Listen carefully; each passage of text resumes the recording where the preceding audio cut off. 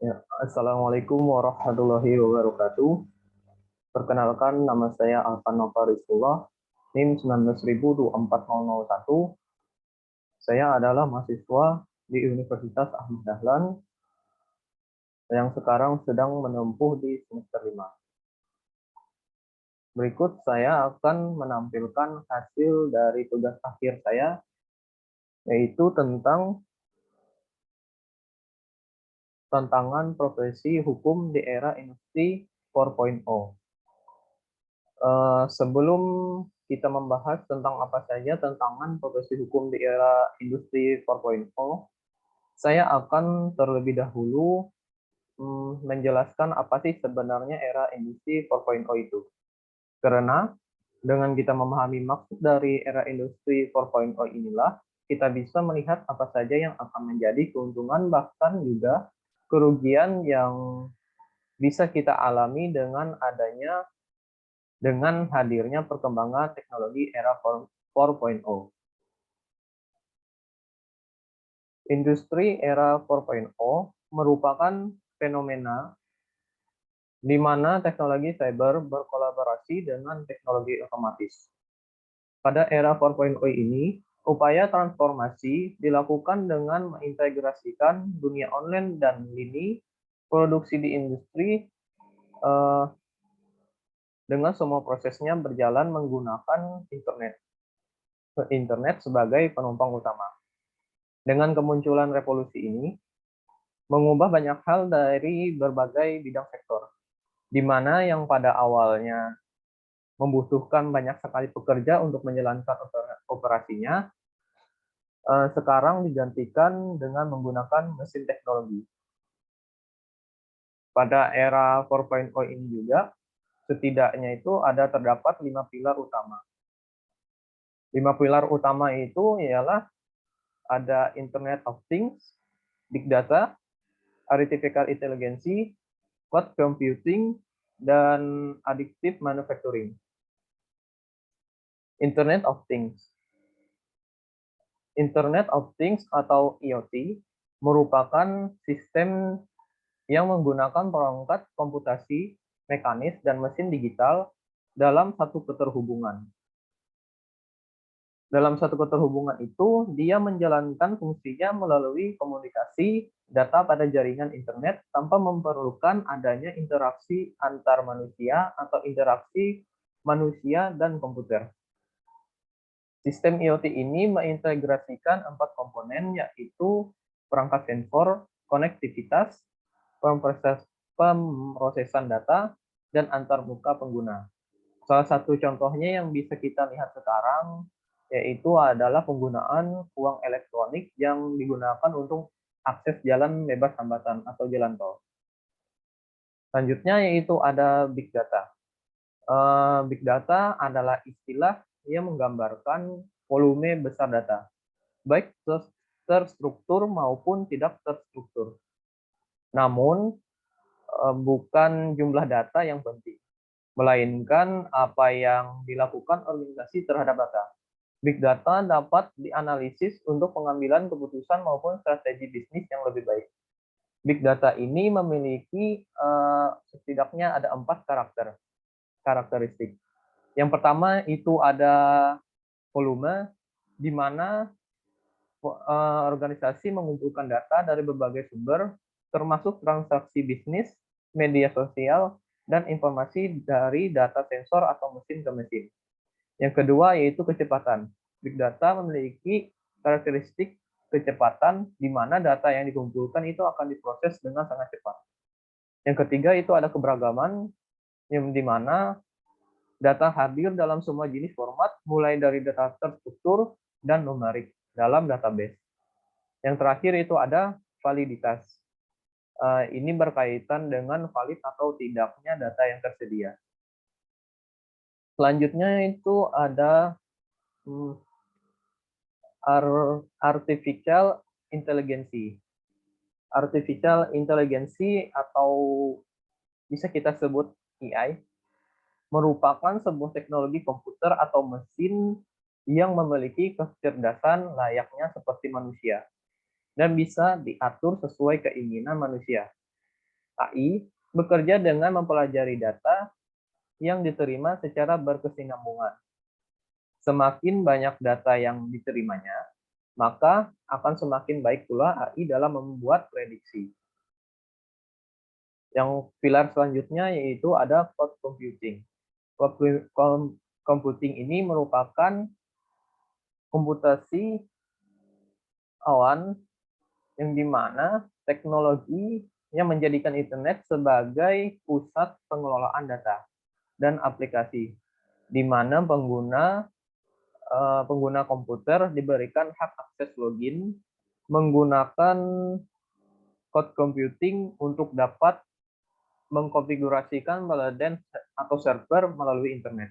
Contohnya seperti Zoom yang sedang saya gunakan sekarang, hosting situs web berbentuk peladen virtual. Nah, yang terakhir ada additive manufacturing. Additive manufacturing ini merupakan terobosan baru di industri manufaktur dengan memanfaatkan mesin pencetak 3D atau sering kita kenal dengan istilah 3D printing. 3D printing ini membuat gambar desain digital yang telah dibuat diwujudkan menjadi benda nyata dengan ukuran dan bentuk yang sama dengan desain yang sebenarnya atau dengan skala tertentu. Teknologi additive manufacturing ini mampu memproduksi lebih banyak desain produk barang yang tidak bisa dibuat dengan teknologi manufacturing tradisional. Selanjutnya kita akan masuk ke pembahasan utama, yaitu tentang tantangan profesi hukum di era 4.0.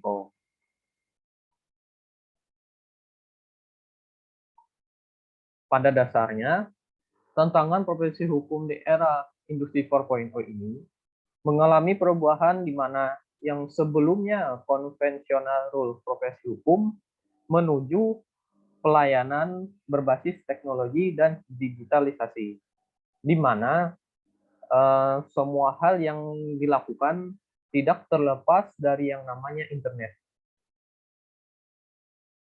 Sebenarnya di era 4.0 ini tidak hanya akan mempengaruhi atau memberikan tantangan hanya kepada profesi hukum saja, namun semua aspek juga mendapat tantangan dari perkembangan era 4.0 ini. Yang mana jika kita tidak melakukan perubahan, maka semuanya akan tergantikan dengan yang namanya teknologi. Nah,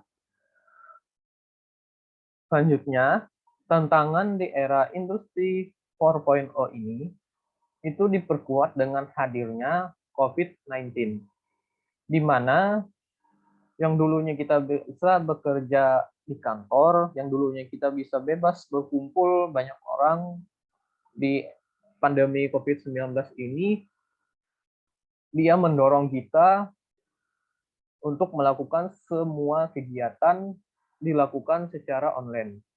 Atau yang kemarin itu sempat viral itu dengan istilah WFH, work from home.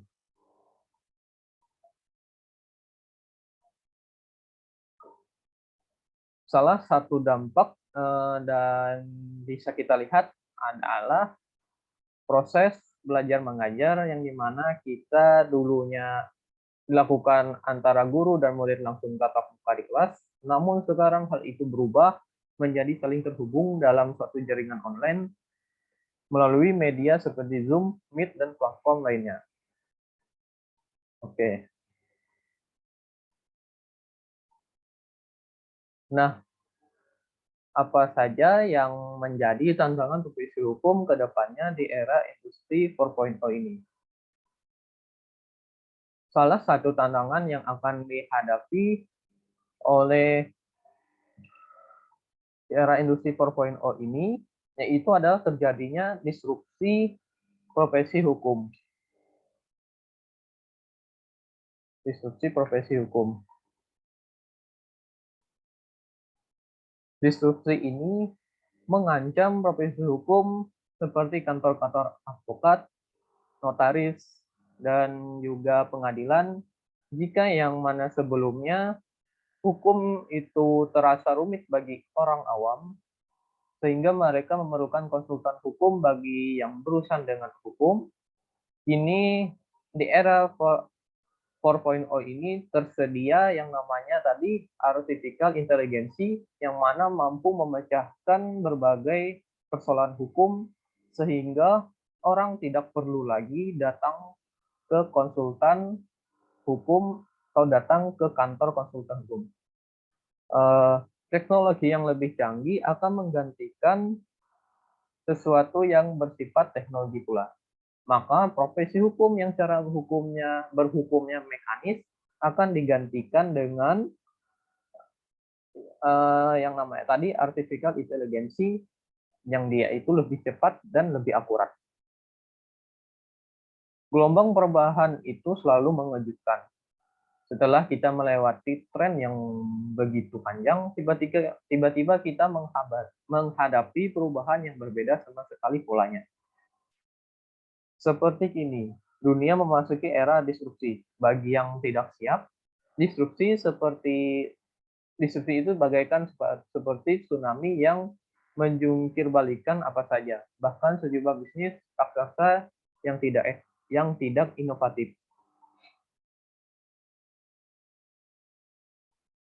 Jauh sebelumnya, pada tahun 1967, Presiden Amerika yang bernama Charles pernah mengatakan bahwasannya komputer tidak akan menggantikan profesi hukum. Dia mengatakan untuk menghilangkan kekuatan yang tidak berdasar, harus menyatakan bahwa komputer tidak akan pernah menggantikan pikiran hukum yang terlatih. Komputer tidak mampu memikirkan pemikiran, penalaran, dan pencapaian kreatif yang orisinal. Tetapi, pada kenyataannya, di era industri 4.0 ini, dengan kemajuan digitalnya dan hadirnya mesin kecerdasan buatan, serta big data, merubah paradigma dan cara orang berhukum menjadi fenomena disrupsi bagi profesi hukum, terutama kantor-kantor advokat, notaris, dan juga pengadilan yang sebelumnya tak tersentuh sama sekali.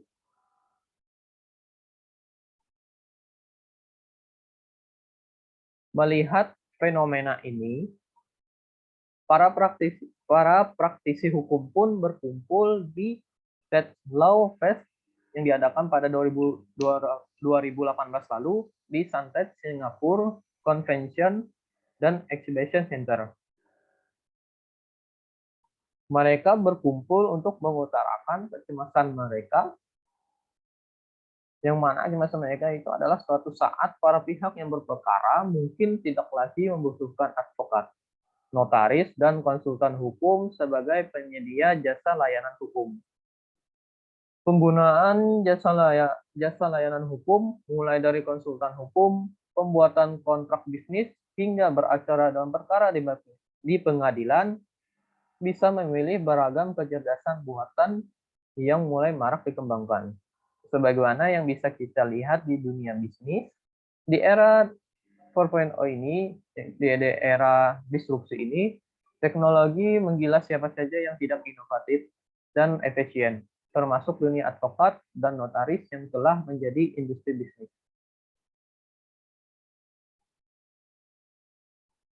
Jika sebelumnya pendapat dan nasihat hukum terasa rumit bagi banyak orang awam, sehingga kehadiran konsultan hukum sangat dibutuhkan bagi mereka yang berurusan dengan hukum, kini telah tersedia kecerdasan buatan yang menyediakan segala data, regulasi, jurisprudensi. Sehingga orang yang berperkara tidak perlu lagi konsultasi dengan cara datang ke kantor hukum. Mereka hanya cukup dengan mengklik artificial intelligence untuk memperoleh informasi dan opini atas masalah hukum yang mereka hadapi. Tersedia pula kecerdasan buatan yang mampu menyusun kontrak lekat cukup dengan memproses input data, syarat dan ketentuan. Para pihak dapat menyusun kontrak itu secara mandiri. Jika kecerdasan buatan sudah cukup menolong dan menjawab masalah hukumnya dengan apalagi dengan akurat, cepat dan praktis, serta murah, maka penggunaan jasa hukum tentu akan mencari biaya yang lebih efisien sehingga mereka tidak lagi tertarik dengan menggunakan jasa kantor hukum.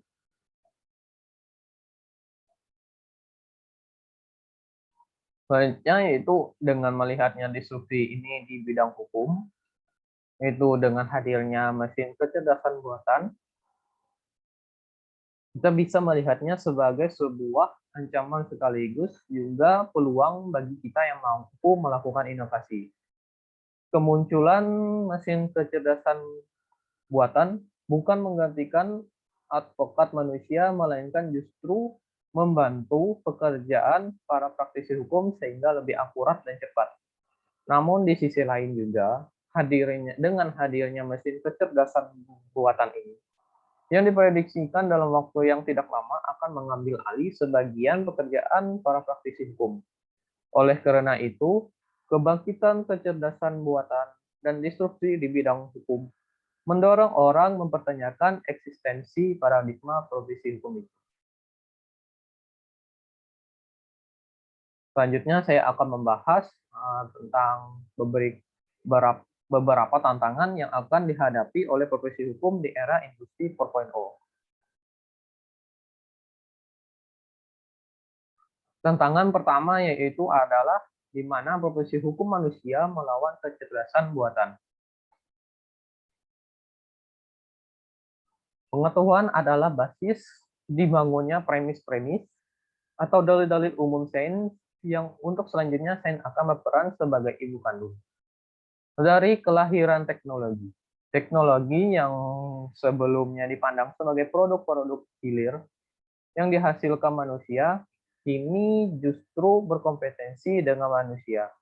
Dalam suatu penelitian, terungkap untuk pertama kalinya dalam sebuah kompetensi tingkat akurasi mesin kecerdasan buatan lebih akurat dibanding advokat manusia. Perangkat kecerdasan buatan yang bernama LongGex diadu dengan 20 advokat terkemuka di Amerika Serikat dalam identifikasi 30 masalah hukum yang diberikan waktu selama 4 jam. Adapun permasalahan hukumnya meliputi penyelesaian suatu perkara arbitrase hingga masalah ganti rugi. Hasilnya, penelitian tersebut menunjukkan bahwasannya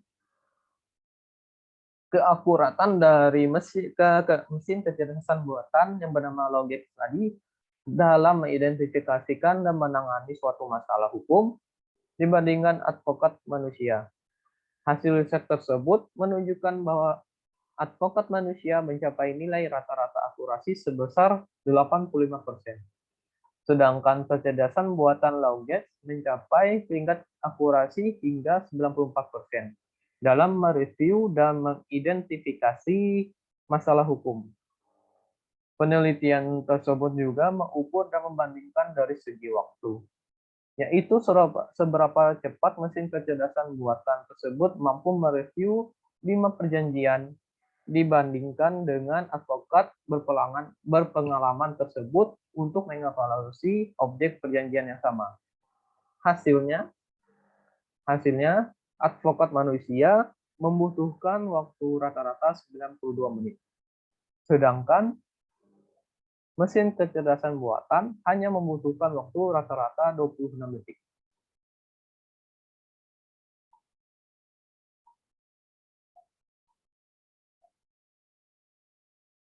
Selanjutnya itu beberapa peran dalam profesi hukum yang kemungkinan akan tergantikan. Yang pertama di sini beberapa perkembangan teknologi seperti digital dokumen, data processing, chatbot, flexible working, dan predictive analysis makin mendorong percepatan disrupsi di bidang hukum. Alat-alat teknologi canggih tersebut diprogram dapat menampung segala peraturan hukum dan jurisprudensi, bahkan mampu memberikan berbagai opini hukum atas beragam masalah hukum yang dipertanyakan.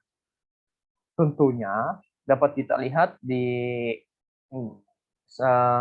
PowerPoint ini, sasaran utama yang akan menjadi korban oleh perangkat kecerdasan buatan adalah para sarjana hukum yang hanya mengandalkan hafalan peraturan perundang-undangan dan prosedur hukum. Yang kedua, dapat kita lihat gambar yang di tengah, yaitu ada notaris.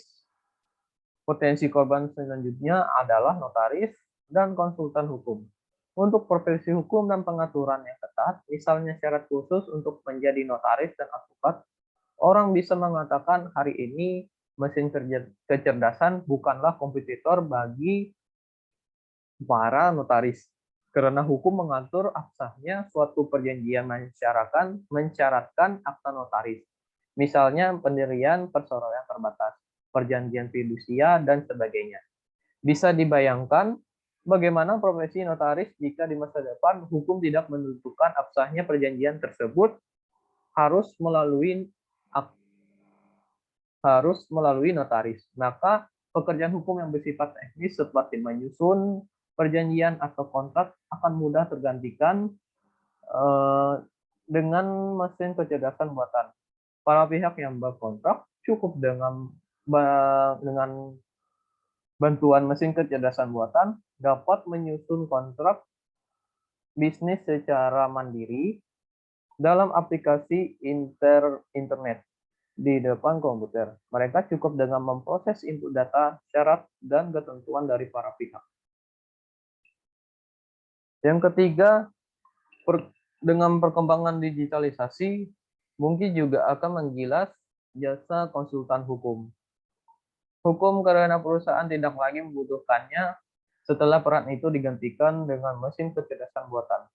Dalam konteks Indonesia, regulasi saat ini hanya mengakui konsultan hukum pasar modal yang tergabung dalam himpunan konsultan hukum pasar modal atau HKHPM. Akankah peraturan yang kita miliki bertahan atau adiktif dengan era disrupsi yang tidak dapat dilawan? Regulasi ini mungkin kelak mengandung persoalan karena bagaimana mungkin regulasi tersebut mengatur mesin kecerdasan sebagai subjek hukum dan hanya mengakui apabila ia bekerja untuk konsultan HKHPM. Tegasnya kehadiran mesin kecerdasan juga merupakan ancaman bagi profesi konsultan hukum pasar modal. Selain yang ketiga ini tadi juga ada, yaitu yang keempat, yaitu mesin kecerdasan buatan juga menjadi ancaman bagi profesi hukum yang menjalankan hukumnya secara mekanis. Cara berhukum mekanis dipopulerkan oleh Lendl yang menciptakan metode kasus dengan melatih kemahiran hukum mahasiswanya mengupas perkara yang diputus pengadilan. Pembelajaran model hukum mekanis ini yang Lendl ajarkan, Lendl memandang bekerjanya ilmu hukum sama dengan ilmu fisika yang bekerja atas dasar hubungan kausal. Sebagaimana ilmuwan fisika bekerja di laboratorium untuk menemukan hubungan sebab akibat, maka para yuris melakukan analisis perkara dalam putusan pengadilan di perpustakaan untuk menemukan hubungan kausal, yakni antara perbuatan hukum dan akibat hukumnya. Pendidikan hukum yang menekankan kemahiran hukum semakin dianggap relevan. Terlebih, lulusan Fakultas Hukum di Indonesia menghadapi persaingan global, terutama pasar bebas yang memungkinkan lahan bagi beroperasinya hukum sudah mendunia. Batas-batas konvensional suatu negara mencair dan tidak menjadi penghalang advokat asing bekerja dimanapun. Konsumen tentu hanya menggunakan sarjana hukum yang mempunyai keterampilan hukum. Tantangan selanjutnya yaitu adanya ekspansi kecerdasan buatan yang diperkirakan akan merubah manajemen dan hukum acara di pengadilan. Mungkin kelak tanpa perlu kehadiran fisik para pihak yang berperkara, mereka hanya cukup melalui sarana telekonferensi yang sekarang itu sudah ada yang namanya pengadilan secara online. Dengan hadirnya artificial inteligensi juga kelak mampu menggantikan peran hakim dalam memutus perkara. Apalagi pekerjaan hakim jika kita lihat itu jauh lebih monoton ketimbang variasi jasa layanan hukum yang ditawarkan oleh advokat.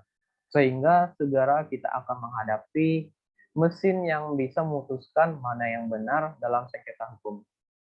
Yang terakhir itu tantangan di profesi hukum yaitu adalah adanya potensi korban mesin kejahatan buatan, yaitu para akademisi dan peneliti hukum yang bekerja secara monodisipliner atau menutup pintu kerjasama dengan ranah ilmu lain, interdisipliner.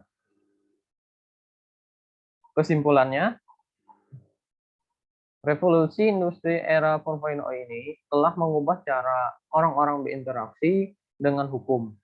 Di bidang hukum, firma hukum, kantor hukum, kepolisian, dan kejaksaan akan semakin tergantung dan membutuhkan banyak legal informasi engineering. Kita tidak mungkin berjalan ke arah yang berlawanan dengan perkembangan teknologi. Pekerjaan hukum sebagian memang serupa dengan cara kerja teknologi, sehingga pekerjaan hukum bisa tergantikan oleh mesin kecerdasan buatan. Pada bagian ini, mesin kecerdasan buatan akan dikolaborasikan atau bekerja sama dengan para profesi hukum.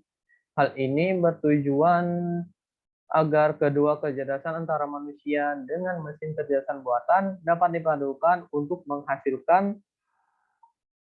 mencapai hasil yang jauh lebih baik, cepat, serta akurat. Tetapi tidak semua pekerjaan hukum sesederhana seperti bekerjanya sebuah mesin. Dalam kasus hukum yang di dalamnya syarat dengan pergulatan antara kepastian, kemanfaatan, dan keadilan, mesin kecerdasan buatan memang mampu menjamin kepastian hukum dengan tingkat akurasi yang tinggi.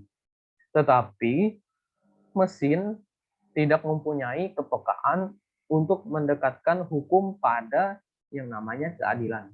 Karena keadilan sendiri tidak bisa diukur secara saintifik. Untuk mendekatkan hukum pada keadilan diperlukan hakim manusia juga. Untuk memutus tidak hanya berdasarkan logika hukum semata, melainkan juga kepekaan nurani. Hipotesisnya, berhukum dengan nurani akan menghasilkan kualitas putusan hukum yang berbeda dibandingkan yang bekerja hanya berdasarkan penalaran hukum semata. Dalam kasus-kasus yang dilematis, hard case, seperti kasus Prita dan Nuril, kasus ITE, di mana jika perkara itu ditangani dengan hati nurani atau tanpa nurani, mempunyai derajat kualitas keadilan yang berbeda dalam putusannya. Itu sekian presentasi dari hasil pekerjaan tugas akhir saya. Kurang lebihnya saya mohon maaf. Bila fisabil haq fastabiqul khairat. Wassalamualaikum warahmatullahi wabarakatuh.